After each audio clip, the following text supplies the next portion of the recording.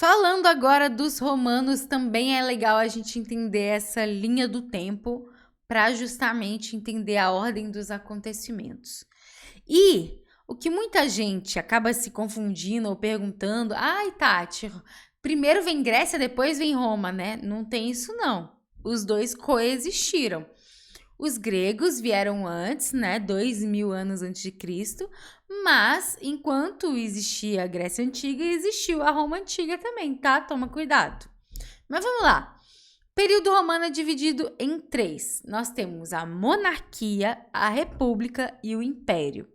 A monarquia, então o início da Roma Antiga, em 753 a.C., engloba e envolvem os chamados reis etruscos.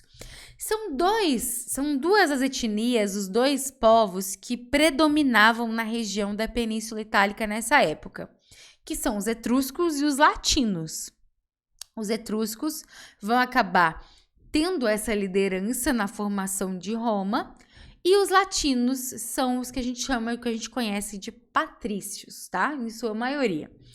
E aí nós temos um poder executivo, militar e religioso sendo exercido por esses reis etruscos. Porém, existe aí inúmeros conflitos, os patrícios, que são, né, os donos de terra, insatisfeitos com essa monarquia etrusca, acaba tirando os etruscos do poder. Claro que isso não é do dia para a noite, porque é de 753 a 509 a.C.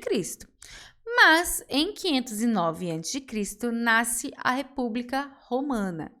Toma muito cuidado, porque hoje, 2022, nós vivemos uma república democrática no Brasil, pelo menos é o que se espera.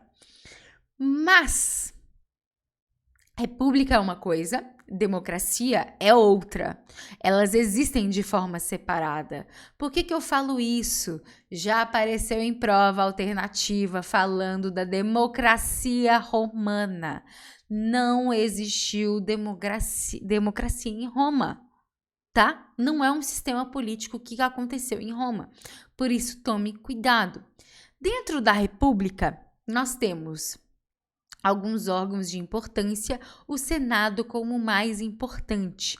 O Senado vão ser, então, o órgão dos patrícios de formulação de leis e de organização.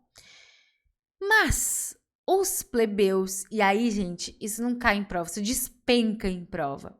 Os plebeus vão se articular e a partir daí se desenvolve o chamado tribuno da plebe, que a gente vai discutir com mais calma, tá? Também, nesse período republicano, as guerras púnicas vão dar início à chamada expansão romana.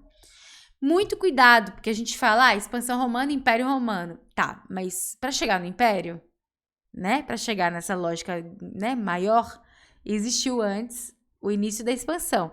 Então, o início da expansão, as guerras de expansão acontecem muitas delas na República, até se transformar na lógica do Império. Combinado? Então, nós temos as guerras púnicas como as primeiras guerras aí para essa lógica de expansão. E, finalmente, o Império, né, que você tem a lógica de expansão, a política do pão e do circo, e nós temos também a crise do Império sendo bastante conhecida aí, porque essa lógica aí de contornar todo o mar Mediterrâneo, acaba que a crise não vai ser uma crise, digamos assim, tão comum, né? Porque vai ter, inclusive, metade vai cair, metade vai acabar e a outra metade não. E a gente vai ver isso ainda hoje, tá?